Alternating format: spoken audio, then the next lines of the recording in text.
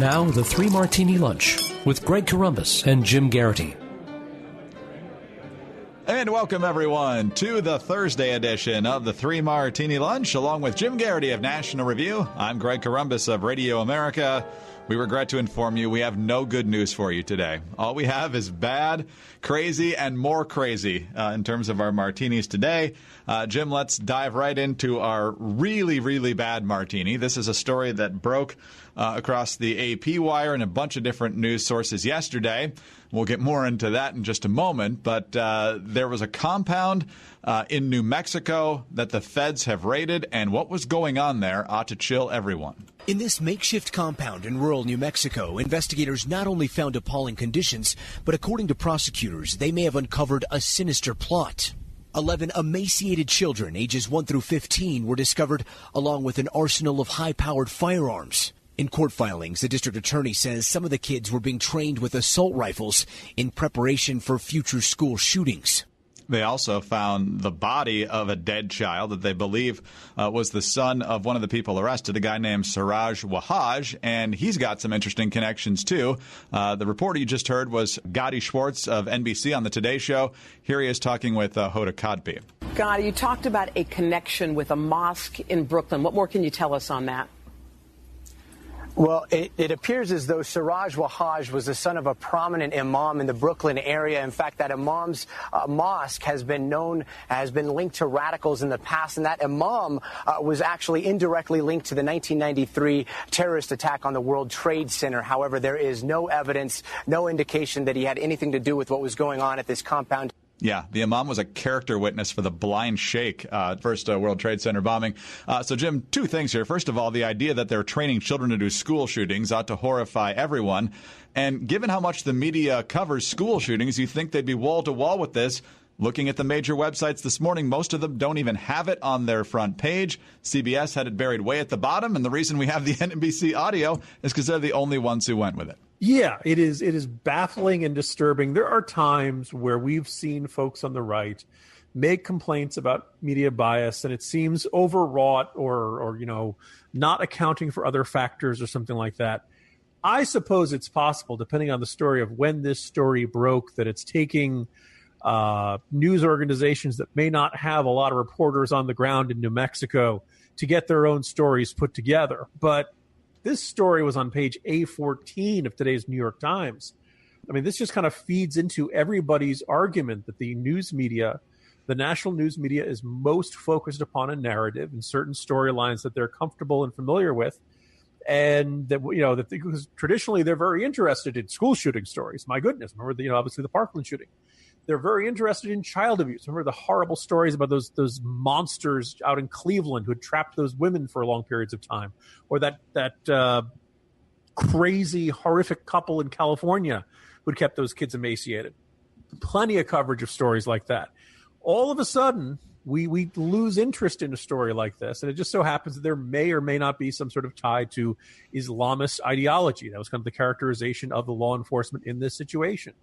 Now, look, if in the next 24 to 48 hours, everybody else kind of gets on the stick, and this is just a matter of it's mid-August, maybe some of the A-team players are on vacation or something like that, and it's taking a little time for everybody to get together, put people on the ground to do their own investigative, what the heck was going on out here type stories. Okay, then fine. You and I will be happy to say, okay, we were wrong, just took the media a while. This strikes me as cover of a national news magazine type story, Greg. This strikes me as lead stories, reporters on the ground, regular updates throughout the day. I mean, again, training kids to be school shooters in the middle of the desert. This is, just the kind of the nightmare scenario. And when you it just seems like a time where we've always lived in dangerous times, sometimes more dangerous than others. But this periodic sense that there are certain topics that are not acceptable to talk about and discuss honestly, and that we have to have this airbrushed, simple kind of mentality of no, we can't discuss this, or it might set off the American people. Look, give them credit. We're grown-ups. We're adults. We can discuss these things. Again, I can't say that there's any evidence of a media blackout or some order from on high telling people not to report this sort of thing. but the lack of attention just seems stupefying, at least as of, around 11:53 on late Thursday morning. But every site had a big, lengthy, splashy piece on the changes coming to the Oscars. So, we're all up to speed on that. Jim, some of us wrote about that in our morning newsletters, Greg. That's not so bad. Quick follow-up on this. You and I have chronicled over the years, unfortunately, and we should point out before we start this point, there are a lot of good people and a lot of good detectives at the FBI, but we saw that they dropped the ball in investigating the Boston Marathon bombers. We saw it with the shooter at Parkland, and we saw it, of course, most drastically with the shooter in Orlando. Twice they screened him, found no reason to detain him, and then he was found casing Disney World, and they didn't even bother to investigate that. Well, the FBI has distinguished itself yet again. Here's NBC again. The remains of a young child were also discovered at the compound in addition to the 11 starving children. Authorities now waiting for test results to determine if the body is little Abdul. Jason Badger and his wife Tanya, who owned the property, say they alerted authorities back in May that Siraj and the missing boy were here, and at the time, they say, the child was still alive. They were supposedly doing their investigations and watching him, and this whole time I've been pressing them to do something. Siraj is there, that little boy is there, and they weren't doing nothing. Police say the FBI had been surveilling the property, but weren't able to get photos positively identifying Siraj Wahaj. Jim, they couldn't get a photo from far away because that's the only possible tactic they could have used, right? At some point in between the horrible news reports on this, Greg, I'm sure we'll get a public service announcement from the FBI. If you see something, say something. Right. So we can do something 5 to 6 months later. Now, look, you don't want to trash the entire FBI. Greg, I don't want to sound like the lieutenant in Die Hard saying we're going to need some new FBI guys. Look, this is a tough job, and as I'm thinking about this, I'm realizing if they really did suspect, if there was any indication that they were training people to be school shooters, maybe they were afraid of a Waco-type situation where you go in and the people come out guns blazing. All of that having been said, when an abducted child is at stake, you'd like to see them moving with all deliberate speed. It's kind of baffling to think that you can get this report in May and the police finally move, and the FBI finally move in August. Apparently, what triggered the effort to actually go in and discover what was going on there was a text indicating we are short on food and water, we are starving. Presumably coming from an FBI informant, I'm guessing, or someone. I don't know. It's not clear on who sent that message, but they said that's what made the police move. I'm glad they moved in that, but by that point, things have already gone terribly wrong, and it appears to be too late to save the life of this child, perhaps this abducted child. So this could have gone much, much worse. This could have ended with these children being trained to be school shooters and launching attacks. But again, I think it'll be good for the FBI to review what they did here. And it's, as the members of the public, it's difficult to feel entirely reassured by what we're hearing about how law enforcement handled the tips and the concerns about this missing child. No, we've just got to get much, much better in warding off these things. Terrorist strikes again in London. Putin's nuclear ambitions are raising proliferation questions. There's a new military strategy in the South China Sea. Global events happening now mean the demand for national security professionals will spike over the next decade. America's security will depend on individuals highly trained in strategy, disruption management, and decision-making. The Daniel Morgan Graduate School of National Security prepares students for a world full of instability. Students in our state-of-the-art school, just 3 blocks from the White House, take courses in counterterrorism, U.S. nuclear weapons, Russian politics, and statecraft. Our graduates are well prepared for sought-after security positions in government and private sectors. Even more unique are the multi-full-ride scholarships provided by donors investing in future leaders. For more information, go to dmgs.org/radio. For a career in organizations like Marriott and Boeing, the CIA, or FBI, and a possible full-ride scholarship, go immediately to dmgs.org/radio. That's dmgs.org/radio. All right, Jim, let's go to our first crazy martini now and back to our favorite socialist, Alexandria Ocasio-Cortez. She's given us so many fun martinis here over the past couple of months since she won that upset primary over Joe Crowley in New York in the 14th Congressional District. We almost talked about the comments she made in a podcast earlier this week about how there's no longer an upper middle class and nobody drives minivans anymore. My wife would be puzzled to hear that. But now she was talking to Chris Cuomo on CNN, and he was talking to her about the huge price tag that would come along with Medicare for all and free college and free housing for some people. how do you pay for it all? And she says that it would be cheaper than the current system. And this is my favorite nugget from the conversation. Americans have the sticker shock of health care as it is. And what we're also not talking about is why aren't we incorporating the cost of all the funeral expenses of those who die because they can't afford access to health care? That is part of the cost of our system. We'll get rid of funeral costs, Jim, because the Democrats have come full circle now. Usually, anything the Republicans want to do, everybody's going to die. But if you do what they want to do, nobody dies. During one of the lighter moments of the Clinton administration, I want to say this is like middle of the first term. Probably the midterm elections have gone badly for Clinton and the Democrats. The White House Correspondents' Dinner, where traditionally the president makes fun of himself, and they run a video of Bill Clinton and Hillary Clinton doing a parody of the Harry and Louise ads. Mm-hmm. These, homespun, the couple out of American Gothic, basically, sitting around the kitchen table, reading about the Hillary Care healthcare plan and how terrible it was. And this has proven very effective in the midterm election. So they offer their own version. And so Hillary Clinton does one, Bill, did you know that under page 487 of the Hillary Care healthcare proposal, it says that one day all of us will die? That's terrible. Even Leon Panetta. Yeah. I hate to tell this to Ms. Ocasio-Cortez, but everyone will die someday. Maybe some of us will have a rapture or something like that. Maybe some of us will live for a very long time. Who knows? Maybe you get the singularity and we upload our brains into a computer and live on in eternity in some way or something like that. But barring some dramatic development like that, we're all going to die. So you can have your funeral expense sooner, or you can have your funeral expense later. And of course, obviously, most of us prefer it to be later, but it's kind of, death and taxes are those two things in life that are inevitable. When you're reaching the point where you're saying, no, what's best about our plan, you're basically not going to die, is what it sounds like you're saying. We're going to really put off your death. Okay, well, you still have your funeral expense at some point. Your funeral expenses are not traditionally considered healthcare expenses for a reason, because, Greg, when you're dead, what healthcare needs do you have? You're kind of at the end, and that's actually the one point where we don't have to worry about spending on your healthcare, because it's kind of moot at that point. This may seem a little macabre and a bizarre topic, but this is the argument.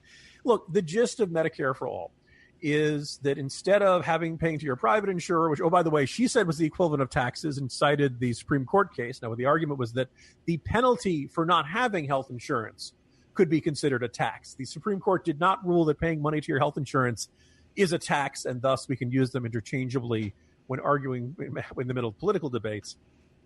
But she says that it's all going to be cheaper. Well, what it is, the reason you're able to say this is because right now, under Medicare or Medicaid, if you're a doctor, the government's going to pay you what it thinks is the right amount, what it thinks is a fair price.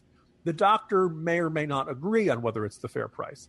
A lot of doctors say, actually, it's pretty darn low, and some say it doesn't even cover the cost of doing the procedure.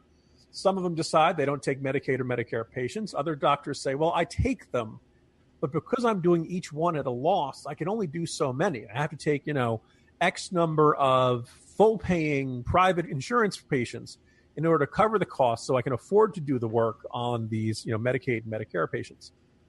Now, some say these doctors are complaining. Some say these doctors are greedy or something like that. But once you reach the point where you're telling doctors, no, the government now covers everyone. Everyone has all of their insurance come through one system, and we've decided what the price is going to be. Some doctors will continue to do it. Some doctors will not. And any doctor who's close to retirement is going to say, you know what, to heck with this. I am not a slave of the state. I should be able to charge what I think is an appropriate price. At the very least, I should be able to charge a price that strikes me as the cost of doing the procedure. But they never really want to address any of this kind of stuff. The folks who love Medicaid for All just love the idea of getting, not just the same care, but better care, super care that will keep us living forever. And of course, paying less for it. But unfortunately, that's not the way the real world works. And as everyone has said, when you look at healthcare policy, you can get it fast, you can get it good, or you can get it cheap, but you can only get two of those three. So choose carefully. Jim, Ocasio-Cortez did not have a great week. Most of the people she endorsed in Michigan and a couple other places on primary day did not win. And it seems like the mainstream Democrats are starting to sour on her. Is it because they realize it's unworkable, or because she's the walking example of why socialism is a terrible idea?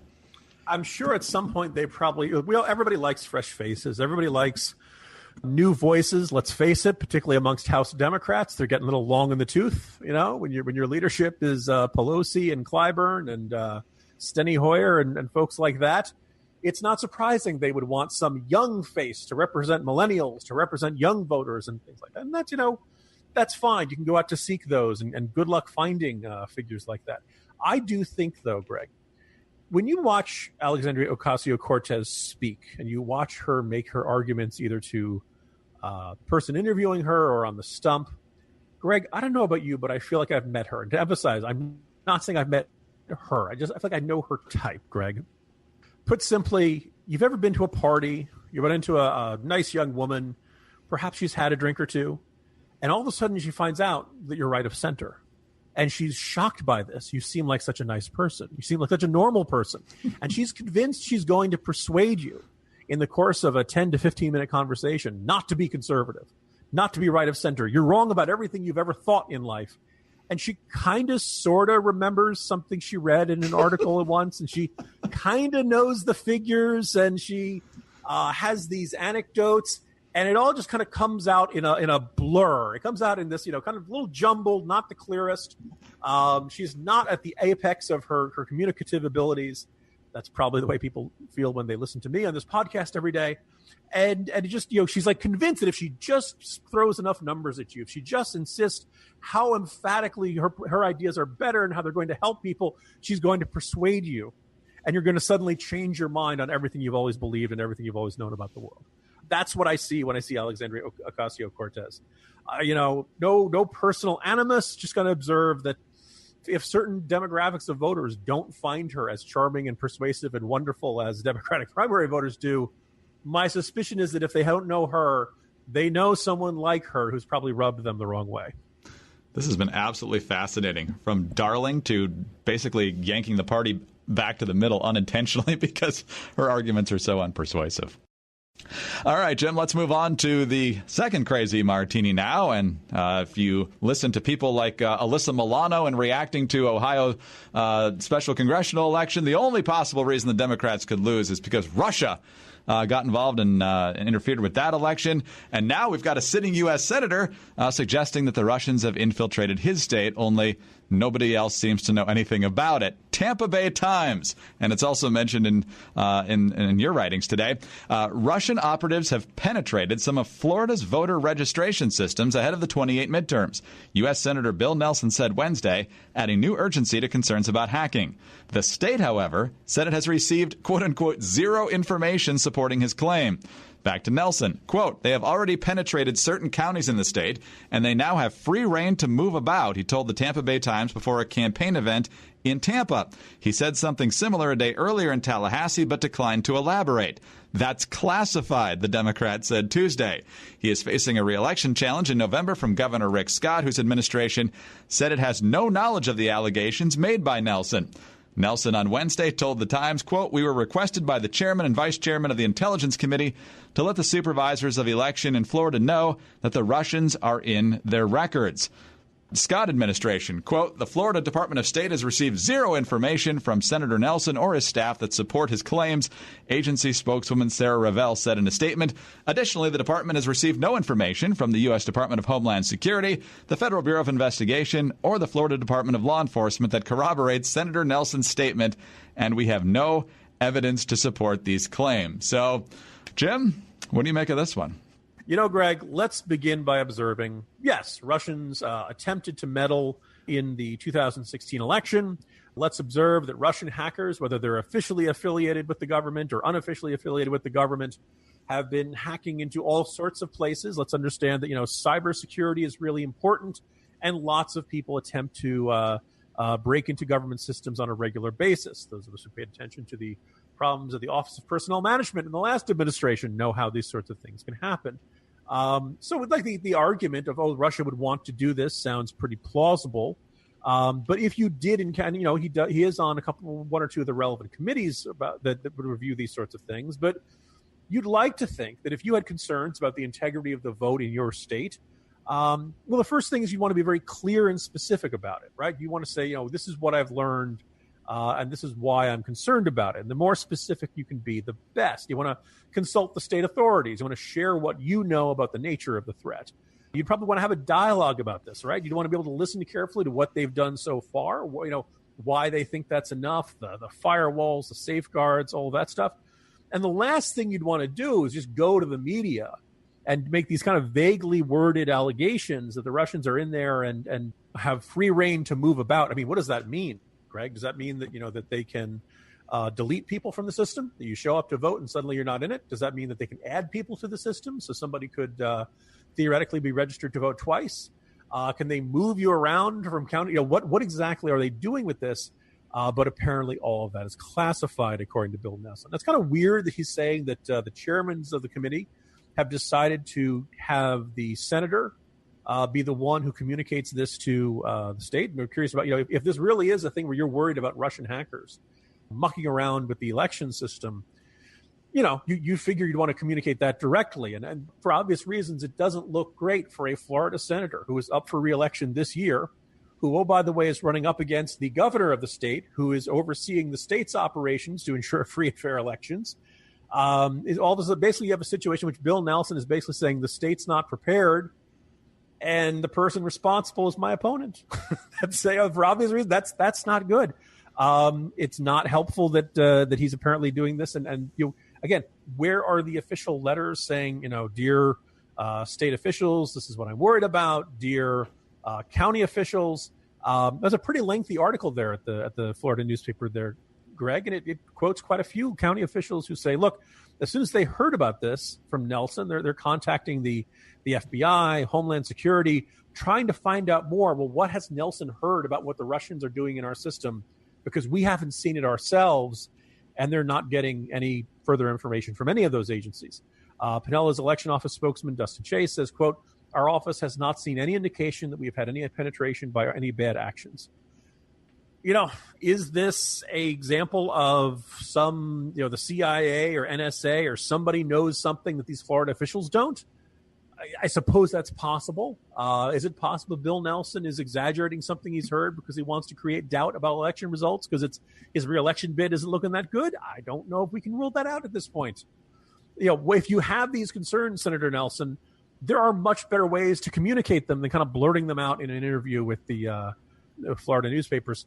I kind of was left with this question. If you're a Florida voter, what are you supposed to do with this information, Greg? I mean, you're supposed to call up your local elections office and make sure that you're still registered. Can you check this online? Do you get there early? Are you voting early? Nelson is just kind of putting this out there. And we've got the senator saying the systems aren't secure and the people who run the system saying they are. Well, how are we supposed to sort all this out?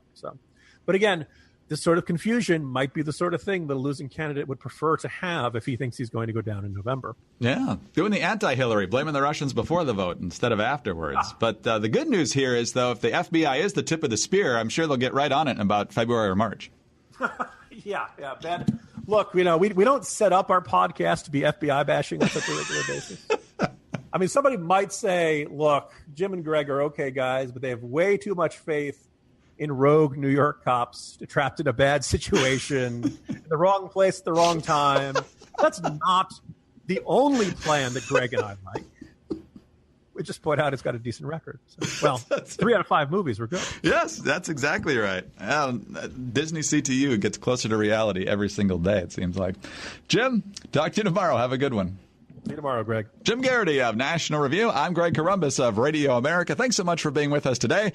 And be sure to tune in again on Friday for the next 3 Martini Lunch.